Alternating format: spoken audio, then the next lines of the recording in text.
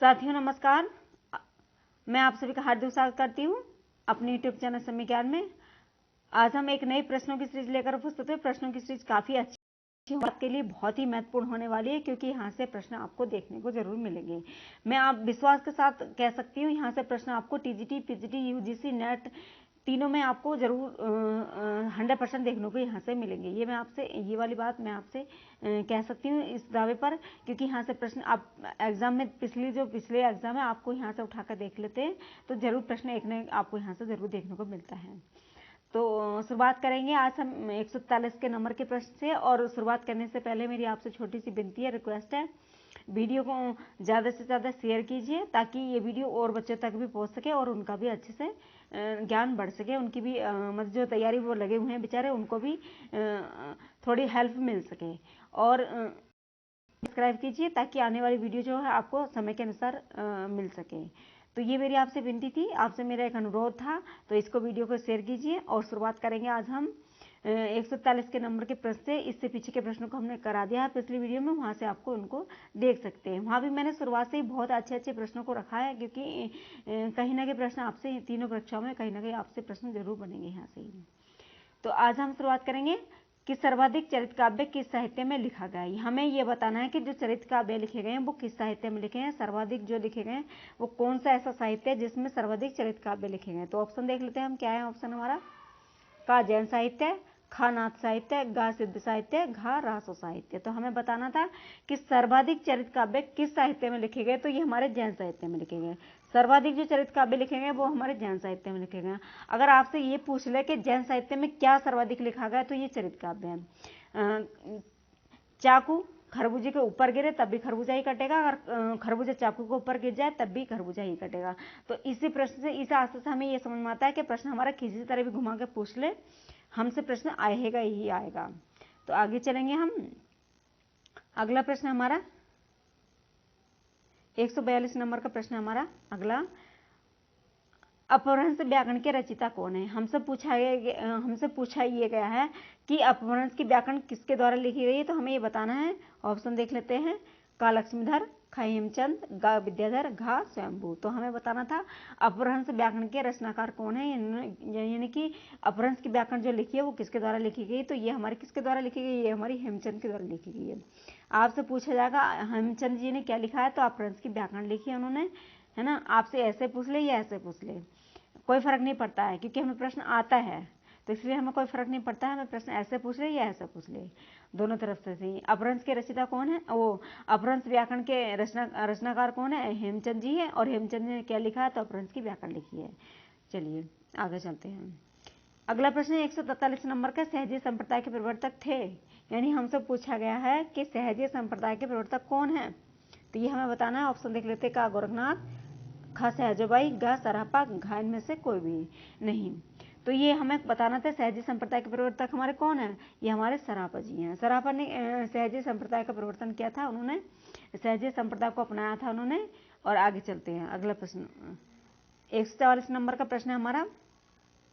शिलांकित कृति राउलवेल की रचयिता कौन है।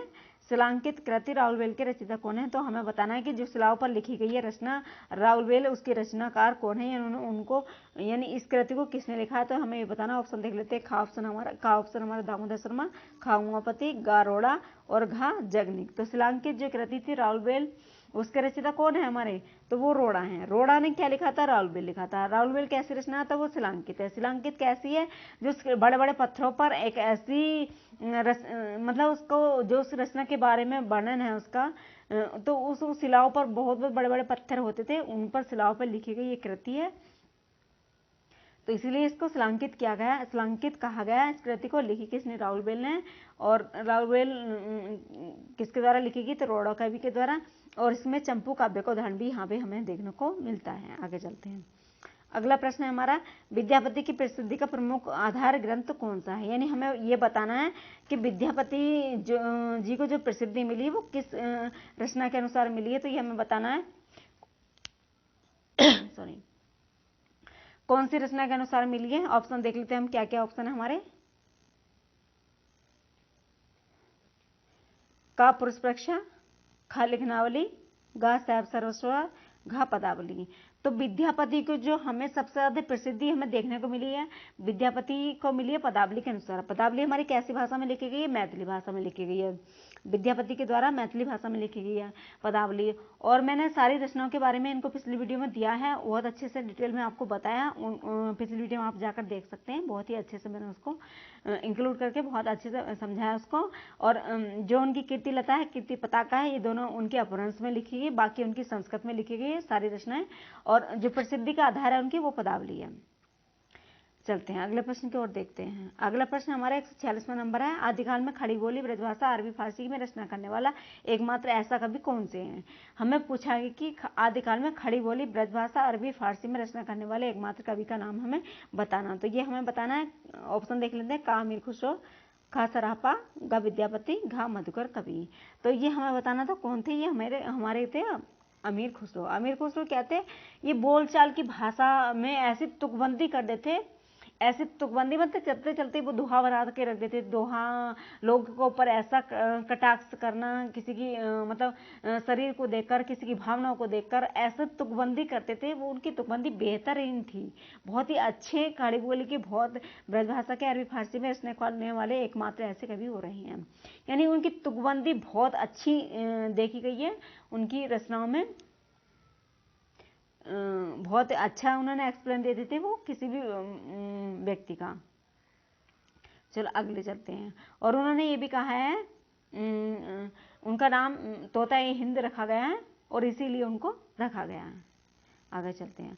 अगला प्रश्न 147 में हमारा कीर्तिलता का कीर्ति पताका गंग वाक्यावली रचनाएं किस कवि की है? देखिए आ गया है, मैंने अभी बताया था कीर्ति पताका के बारे में, कीर्तिलता के बारे में। दोनों कैसी रचनाएं थी हमारी? ये हमारी अपभ्रंश की रचनाएं थी। गंग वाक्यावली हमारी कैसी रचना है? ये हमारी संस्कृत की रचना है।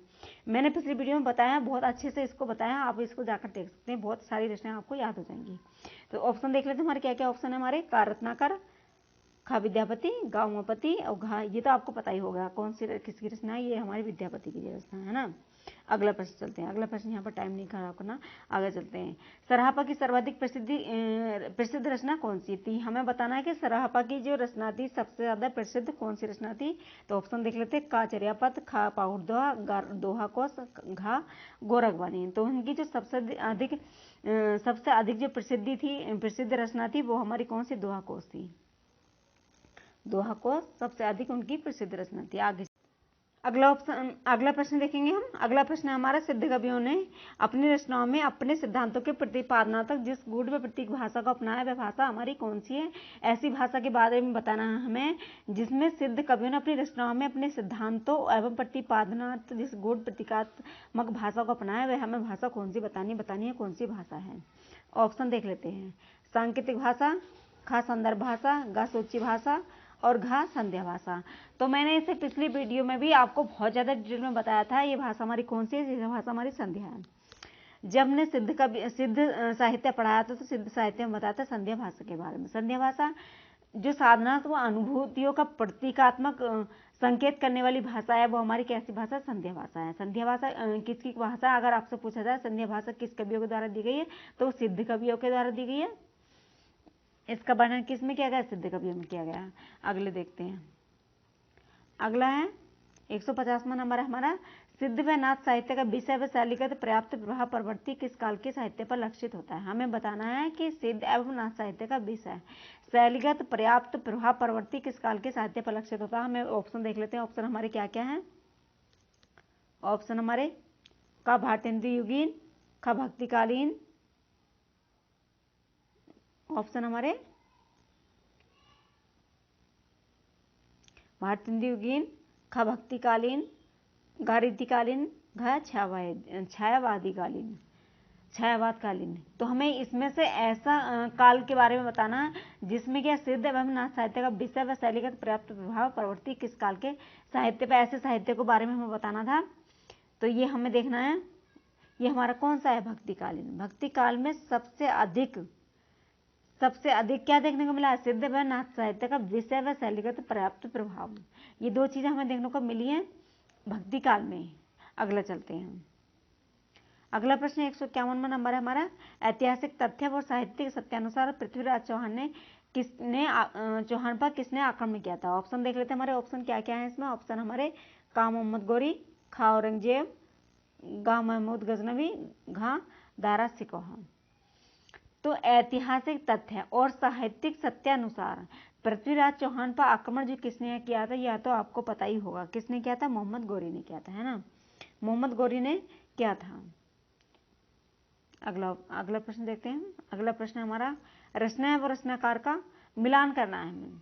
रचना और रचनाकारों का मिलान करना है। कौन सी रचना किस कवि की है, कौन सी रचना किस कवि के द्वारा लिखी गई है। तो देखिए ऑप्शन देखते हैं।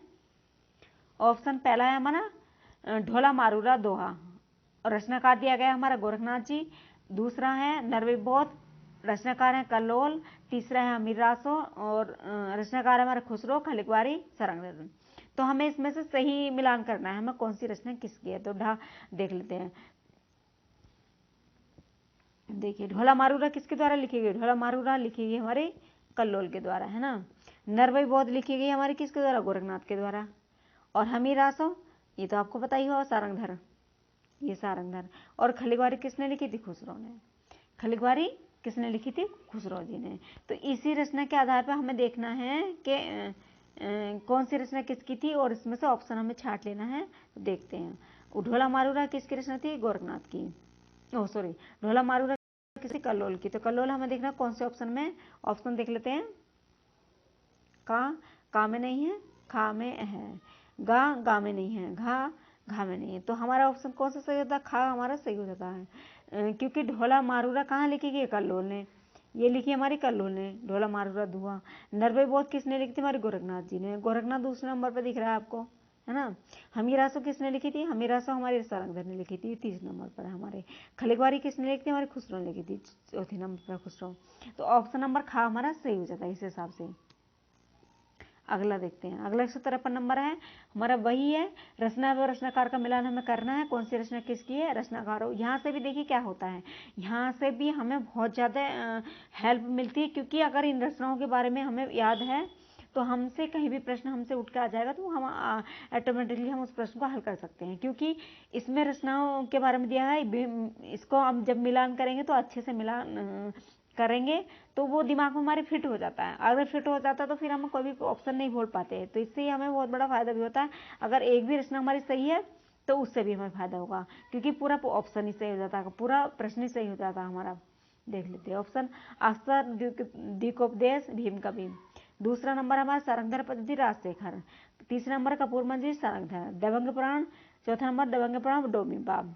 तो हमें देखना था इसमें कौन मिलान हमें करना है, सही मिलान करना था। अक्षर द्वीप किसके द्वारा लिखी गई थी? डोमिपा के द्वारा। ये लिखी गई हमारे अक्षर द्वीप दिकोपदेश डोमिपा के द्वारा। सारंगधर पद्धति किसने की? सारंगधर का भी नहीं लिखी है। तो कपूर मंजरी हमारी किसके द्वारा? राजशेखर के द्वारा। और दबंग पुराण किसके द्वारा लिखी गई? हमारे दबंग पुराण भीम कवि के द्वारा। तो ये हमारा ऑप्शन यहाँ पर हम इसमें देख लेंगे कि सबसे पहले कभी हमारे कौन से आ रहे हैं यहाँ पर, उसी के अनुसार हमारा ऑप्शन सही हो जाता है। अगर दो रचनाएं भी हमारी बिल्कुल पक्की याद है तो उससे भी हमारा प्रश्न पूरा सही बन जाता है। आगे चलो देखेंगे ऑप्शन हमारा कौन सा सही होता है। देखिए अक्षर द्वीप के द्वीप के उपदेश किसके द्वारा? डोमिपा के द्वारा। तो इसमें डोमिपा हम देख लेते हैं, डोमिपा कहाँ सबसे पहले। ऑप्शन देखते हैं हम। खा सबसे पहले भीम का भी है, भीम का भी नहीं है। डोमिपा दूसरे नंबर पर है। राजशेखर इसमें भी नहीं है। सारंगधर इसमें भी। तो हमारा ऑप्शन कौन सा सही हो जाता है? हमारा ऑप्शन भी खा सही हो जाता है, क्योंकि अभी क्या था, अक्षरद्वीप का उपदेश किसने लिखी थी? डोमिपा ने लिखी थी। सारंगधर पर थी राजशेखर, सारंगधर कवि ने दूसरे नंबर पर। कपूर मंजरी राजशेखर ने लिखी है। दबंग पुराण भीम कवि ने लिखी है। तो ये हमारी रचना इस प्रकार सही हो जाती है। आगे देखते हैं। फिर ऑप्शन हमारा अगला 154वां नंबर प्रश्न हमारा, फिर वही प्रश्न बनता है हमारा, रचना एवं रचयिताकारों के बारे में हमें बताना है, किसकी रचना कौन सी है। देख लेते हैं। नरपति नाला सूलीभद्ररास और चंद्रवरदाई वेली कृष्ण रुक्मणी दी। पृथ्वीराज बीसल देवरासो, जिद्धरसूरी पृथ्वीराज रासो। तो हमें मिलान करना है सही मिलान कैसे करेंगे? नरपति नाला ने क्या लिखा है? बीसल देवरासो, है ना। और चंद्रवरदाई ने क्या लिखा है हमारा? चंद्रवरदाई ने पृथ्वीराज रासो लिखा है, पृथ्वीराज रासो लिखा है चंद्रवरदाई जी ने। और पृथ्वीराज ने क्या लिखा है यहाँ पर? पृथ्वीराज ने लिखी है हमारी रचना वेली कृष्ण रुक्मणी री। पृथ्वीराज ने लिखी है ये बेली कृष्ण रुक्मणी री। जिनधर्म ने क्या लिखी है हमारी स्थूलिबद्रीराज। तो इस तरह से हमारा ये वाला प्रश्न भी सही हो जाता है। तो ऐसे रचनाओं का हमें मिलान कर लिया। अब देखना है हमें ऑप्शन हमारा क्या, कौन सा ऑप्शन सही हो रहा है, इससे हमें जानकारी मिलेगी कौन सा ऑप्शन सही हो रहा है। देखिए अभी पहले देख ली थी नरपति नाला थे, नरपति नाला ने हमारा क्या लिखा था, इसमें ऑप्शन में हम देख लेंगे का ऑप्शन स्थूलिबद्रीराज, पृथ्वीराज रासो, बीसल देव रासो, बेली कृष्ण रुक्मणी। खा ऑप्शन पृथ्वीराज रासो, स्थूलिबद्रीराज, बीसल देव रासो, बेली कृष्ण रुक्मणी। गा ऑप्शन है हमारे बीसल देव रासो, पृथ्वीराज रासो, बेली कृष्ण रुक्मणी री स्थूलिबद्रीराज। घा ऑप्शन हमारा बेली कृष्ण रुक्मणी री, बीसल देव रासो, पृथ्वीराज रासो, स्थूलिबद्रीराज। तो ये हमें ऑप्शन देखना था, हमें क्या देखना था इसमें, नरपति नारायण हमारे क्या ऑप्शन देख लेते हैं हम। देखिए अभी से पहले ऊपर से देख लेते पहले हम। नरपति नारायण ने क्या लिखा था हमारा, बीसल देव रासो लिखा था ना, है ना। तो बीसल देव रासो देख लेना हम कौन से सबसे पहला आ रहा हमारा। तो बीसल देव रासो आ रहा हमारा कौन से, उसमें गा ऑप्शन में। तो गा ऑप्शन हमारा सही हो जाता है। अगर इसी रचनाओं के अनुसार आपको एक कॉपी पेंसिल लेकर बैठिए, आपको इनको लिख लीजिए और फिर आपको खुद से मिलान कीजिए। तो ये रचनाएं आपको ऐसे दिमाग में छप जाएंगी बहुत अच्छे से, फिर आपको इनको भूलोगे नहीं। आगे चलते हैं, अगला प्रश्न देखते हैं। अगला प्रश्न हमारा 155वां नंबर था हमारा, निम्नलिखित को सम्मिलित करना है रचना व रचयिता में। तो ऑप्शन हमारा पहला ऑप्शन हमारा वर्णरत्नाकर दामोदर शर्मा, दूसरा है हमारा परात्म प्रकाश ज्योतिष ठाकुर, तीसरा उक्ति व्यक्ति प्रकरण हेमचंद्र, चौथा कुमारपाल चरित्र जयवंतु। तो हमें बताना है रचनाकार के बारे में, सही रचनाकार को हमें मिलान करना है। वर्णरत्नाकर किसने लिखी है, वर्णरत्नाकर हमारे के ज्योतिष ठाकुर ने लिखी है, वर्णरत्नाकर हमारे ज्योतिष ठाकुर ने लिखी है। परात्म प्रकाश हमारे जयवंतु ने लिखी है, परात्म प्रकाश हमारे किसने लिखी है, जयवंतु ने लिखी। उक्ति व्यक्ति प्रकरण हमारा किसने लिखा, दामोदर शर्मा ने लिखा है। कुमारपाल चरित्र किसने लिखी है, हेमचंद ने लिखी है। तो इसी प्रकार हमारा मिलान ये होता है। वर्णरत्नाकर हमें देखना है, सबसे पहले ऑप्शन में हमारे वर्णरत्नाकर कौन है, वर्ण क्या लिखा हमारे ज्योतिष ठाकुर ने लिखी है। तो सबसे पहले ऑप्शन में देख लेंगे ज्योतिष ठाकुर कहाँ कहाँ आ रहा है। तो ऑप्शन देखते हैं, का ऑप्शन में, खा ऑप्शन में, गा ऑप्शन में, घा ऑप्शन में। तो ज्योतिष ठाकुर सबसे पहले हमारा ऑप्शन का में आ रहा था, इसलिए हमारा ऑप्शन का हमारा सही हो जाता है। अगला प्रश्न देखेंगे। अगला प्रश्न फिर से वही है, निम्नलिखित को सम्मिलित करना रचना का। आज मैंने सारे ही रचनाओं को लिया है, अच्छी अच्छी रचनाएं मैंने इसमें समाहित की हैं, ताकि इससे आपको बहुत अच्छा फायदा होने वाला है। क्योंकि यहाँ से भी अगर प्रश्न वैसे भी बन जाता है सिंपल सा भी, तो भी आपको ये रचना आ जानी चाहिए, क्योंकि इसी से भी पूछ लिया जाएगा और आपको मिलान भी करने के लिए दे दी जाएगा। तो इससे दो फायदे होते हैं हमारे। एक तो फायदा ये है कि हमारी रचना हमारे वैसे भी आ सकती है, तो उससे भी हमारा फायदा होगा। दूसरी रचना हमारे मिलान करने से भी हमारा आ सकती है, तो दूसरी रचना मिलान करने भी हमें आना चाहिए, आ जाएगा इससे। तो हमारे दो फायदे यहाँ पर हो रहे हैं। तो देखेंगे रचना रचिता है व रचनाकार के। हेमचंद ने लिखा था क्या, ऑप्शन है हमारा का, ऑप्शन पहला है एक हेमचंद द्वादशराय, और दूसरा ऑप्शन है हमारा चंद्रवाला दास, तीसरा ऑप्शन है स्वयंभू पाहुचर्यो, चौथा ऑप्शन है हमारा मुनीराम सिंह पाउरदो। तो हमें इसमें मिलान करना है, सही कौन सा है। हेमचंद ने क्या लिखा है, हेमचंद ने लिखी है हमारी क्या, द्वादशराय। अभी मैंने पीछे भी बताया था, हेमचंद ने द्वादशराय लिखी है, आशुक ने चंद्रवाला दास लिखी है, और स्वयंभू ने पाहुचर्यो लिखी है ना। मुनीराम ने क्या लिखा, पाउरदो। तो देखिए ये भी सही हो गया आपको, क्योंकि अगर आपको याद नहीं होती तो ये भी आप इसमें भी गलत कर लेते, कंफ्यूजन हो जाता। तो यहाँ पर सही रचना है, सही रचनाकारों का नाम दिए गए हैं, तो ये ऑप्शन बिल्कुल सही है। तो इसमें देख लेते हैं हेमचंद हमारे सबसे पहले कहाँ आते हैं, हेमचंद द्वादशराय कहाँ लिखी गई है। द्वादशराय देखिए दो ऑप्शन में है हमारा, द्वादशराय दो ऑप्शन में, का ऑप्शन में और गा ऑप्शन में, है ना। द्वादशराय दो ऑप्शन में हमारा देखा, का में और गा में। तो इसमें से देखना, इसमें से ये देखना था कि दूसरी रचना हमारी किसकी है, आशुक की। दूसरी हमारी रचना है आशुक की, चंद्रवाला दास। तो हमें दूसरी देखना है हमें, चंद्रवाला दास कहाँ पर दूसरे नंबर पर है। तो का ऑप्शन में, का ऑप्शन में हमारा क्या है, का ऑप्शन में हमारा क्या, पाहुचर्यो दूसरे नंबर पर है, लेकिन यहाँ पर क्या, चंद्रवाला दास। तो हमारा ऑप्शन क्या हो जाता है, हमारा सा ऑप्शन हमारा गा सही हो जाता है, क्योंकि मुनीराम देखिए लास्ट में देखा पाउरदो, हाँ, तो इसलिए ऑप्शन हमारा गा सही हो जाता है। अगला देखते हैं। अगला है प्रश्न 157वां नंबर है हमारे, निम्न रचनाओं के रचयिताओं का मिलान कीजना है हमें। फिर वही रचना और रचनाकारों के बारे में दिया गया है। तो ऑप्शन देख लेते हैं हम। का ऑप्शन शब्दानुशासन हेमचंद, दूसरा है ठेमी चर्यु उपसदन, तीसरा प्राकृत लक्ष्मीधर, चौथा महापुराण स्वयंभू। तो हमें देखना है कौन सी रचना किसकी थी। तो शब्दानुशासन किसकी है? शब्दानुशासन हेमचंद जी की है। और रिठ्ठेमेचर्यु किसकी है? तो रिठ्ठेमेचर्यु शंभू जी की है। प्राकृत पैगलम किसकी? लक्ष्मीधर की है।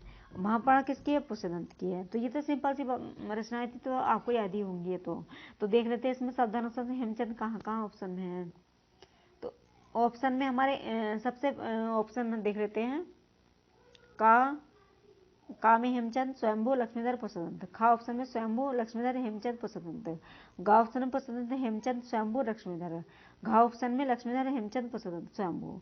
तो हम सबसे पहले देखना था हेमचंद हमें कौन सी रचना में दिखाई दे रहे, कौन सा ऑप्शन में दिखाई दे रहे हैं? हमारे का ऑप्शन में दिखाई दे रहे हैं। सबसे पहले हेमचंद जी क्या लिखा था उन्होंने? द्व्यदेश है। तो इसी प्रकार द शब्दानुशासन उन्होंने लिखा था क्या? शब्दानुशासन। तो इसलिए ये वाला ऑप्शन हमारा सही हो जाता है। आगे देखते हैं 158 नंबर का प्रश्न है हमारा। 158 का नंबर का प्रश्न वही रचना और रचयिताकारों के बारे में। आज मैंने सारे एक ही साथ सारे रचनाओं को रचनाकारों को लिया है। तो हेमचंद प्राकृत व्याकरण, पुष्यदंत आदिपुराण, जगनेक पृथ्वीराज विजय, जयानक प्रमाण लासो। तो हमें इसका सही मिलान करना है। हेमचंद ने क्या लिखा है? हेमचंद ने लिखी हमारी प्राकृत की व्याकरण, है ना। पुष्यदंत ने क्या लिखा? हमारा आदिपुराण। और जगनेक ने हमारा प्रमाण लासो। जगनक ने क्या लिखा? हमारा प्रमाण लासो। जयानक ने हमारा पृथ्वीराज विजय। तो इस प्रकार हमारी ये रचना देखिए। यहाँ से भी कंफ्यूजन करने के लिए अगर आप जल्दीबाजी में इस प्रश्न को आंसर लगा देते हैं तो आपका गलत हो जाता है, क्योंकि देखिए दोनों नीचे के जो ऑप्शन हैं उनको बदल दिया गया है, ऊपर के दोनों को सही रखा गया है। तो यहाँ भी आपको कंफ्यूजन हो सकता है, क्योंकि जल्दबाजी में अगर आप इस प्रश्न को हल करेंगे तो जल्दबाजी में आपका प्रश्न गलत हो जाएगा। अगर आपने सही से देखा इसको तो प्रश्न गलत नहीं होगा। देख लेते हैं हेमचंद प्राकृत व्याकरण कहाँ है? सबसे पहले ऑप्शन में हमारे देख लेते हैं। तो देखिए दो जगह में दिख रहा है प्राकृत व्याकरण। तो हमें ऑप्शन सही चार्ज करना होगा। एक तो हमारा दिख रहा है खा ऑप्शन में, और दूसरा हमारा दिख रहा है गा ऑप्शन में। दोनों ऑप्शन हमारे दिख रहे हैं प्राकृत व्याकरण में। तो हमारा दूसरी रचना इसमें देख लेते हैं, क्योंकि देखिए हेमचंद ने लिखी थी प्राकृत, पुष्यदंत ने क्या लिखा था? आदिपुराण। हमारा पुष्यदंत ने क्या लिखा था? हमारा आदिपुराण लिखा था। तो प्राकृत व्याकरण के साथ साथ आदिपुराण कहाँ लिखा हुआ? देखिए इसमें भी आपको कंफ्यूजन करने का काम किया है, भी दूसरे नंबर पर दे दिया है। अब तीसरा ऑप्शन देखना, तीसरा ऑप्शन हमारा कहाँ सही है? तो तीसरा ऑप्शन क्या था? हमारा जगनिक। जगनिक ने क्या लिखा था? हमारा परमाण लासो। तो जगनिक ने हमारा क्या लिखा था? परमाण लासो। तो परमाण लासो देख लेते पहले कहाँ आ रहा। तो परमाण लासो ऑप्शन में आ रहा हमारा गा ऑप्शन में। तो इसी प्रकार हमारा गा ऑप्शन हमारा सही आ जाता है। और जैनक ने क्या लिखा था? पृथ्वीराज विजय। तो ये ऑप्शन गा। देखिए कंफ्यूजन करने के लिए कि प्रश्न को कैसे घुमा फिरा कर दिया है, आपको समझ में आ गया होगा। तो इसी प्रकार आप जांच कर लेंगे अपने दिमाग की कि हमें प्रश्न को कैसे हल करना है। आगे चलते हैं। अगला प्रश्न है हमारा, नौ लखी पतारी आगे नाचे पीछे सहज अखाड़ा, ऐसे मन ले जोगी खेले तमंतरी बसे भंडारा। उक्ति पंक्तियों के रचनाकार कौन है? इनमें ये पूछा गया है कि ये पंक्ति जो दी गई है ये पंक्ति किस कवि की है। तो देख लेते हैं, ऑप्शन में देख लेते हैं। ऑप्शन हमारा का मतेश्वरनाथ, खा सप्रफा, गा गोरखनाथ, घा जिनदत्त सूरी। तो देख लेते हैं हम कौन सी हमारी किसकी रचना है। ये हमारी किसकी है? गोरखनाथ जी की। ये हमारी किसकी रचना थी? हमारी गोरखनाथ जी ने लिखी है। नौ लख पातरी आगे नाचे पीछे सहज अखाड़ा, ऐसे मन ले जोगी खेले तब अंतरी बसे भंडारा। यानी उन्होंने कहा है कि 9 लाख पतारी आगे नहीं पीछे नाचते फिरे और पीछे सहज अखाड़ा, पीछे जो हमारे रखा गया बहुत सहज अखाड़ा रखा है। ऐसे मन ले जोगी खेले तब अंतरी बसे भंडारा। ऐसे मन में अगर ठान लिया जाए, मन को पूरी तरह से ठान लिया जाए, जोगी के मन में ऐसे भाव उत्पन्न हो जाए, तब जाके उसके मन में भंडारा होगा। किसका? भगवान का। तो ये किसने दिया था? गोरखनाथ जी ने। अगला प्रश्न देखते हैं। अगला प्रश्न हमारा क्या है? अगला प्रश्न हमारा चर्यापद और दोहा कोश के बारे में पूछा गया हमसे। चर्यापद और दोहा कोश के बारे में ऑप्शन देख लेते क्या क्या है। खा नाथों की सिद्धांत वाली है। खा जैन साहित्य संबंधी ग्रंथ है ये। गा सिद्धों की रचनाओं के 2 प्रमुख रूप हैं ये। घा बौद्ध धर्म के दर्शन की आधार पुस्तक है। तो ये हमें बताना था क्या था ये ऑप्शन हमारा सही हमें देखना है। सिद्धों की रचनाओं का 2 पुस्तक हैं ये ऐसी। सिद्धों की रचनाएं हैं जो उनके दो प्रमुख रूप है। ये सिद्धों की जो रचनाएं थी उनके दो प्रमुख रूप हैं, ये चर्यापद और क्या, दोहाकोश। तो दोनों रचनाएं ऐसी थी किस में लिखी गई है, सिद्धों के द्वारा लिखी गई हैं, सराहपत जी ने लिखी है ये। तो आज की वीडियो में सिर्फ इतना ही, और कल मिलेंगे एक नई वीडियो के साथ। और वीडियो को देखिए, एंजॉय कीजिए, ज़्यादा से ज़्यादा अपने दिमाग को यूज़ कीजिए, क्योंकि यहाँ से अगर आप प्रश्न को लिखते हैं और फिर से दोबारा सॉल्व करते हैं तो ये प्रश्न मैं उम्मीद करती हूँ आपके दिमाग में छप जाएंगे पूरी तरह से, फिर आपको उनको नहीं भूलोगे। क्योंकि जब मिलान करने वाली चीज़ें होती है तो बहुत दिमाग हमारा क्या होता है, दिमाग हमारा टिका हुआ होता है, हमारा दिमाग और मन दोनों तरह से उसी प्रश्न पर टिका होता है, क्या सही होगा क्या सही होगा। तो इसलिए प्रश्न आपसे दिमाग में अच्छे से छप जाएंगे। प्रश्न को और वीडियो को एंजॉय कीजिए, मजे के साथ देखिए, और कल मिलेंगे एक नई वीडियो के साथ। तब तक के लिए धन्यवाद। जय हिंद, जय भारत।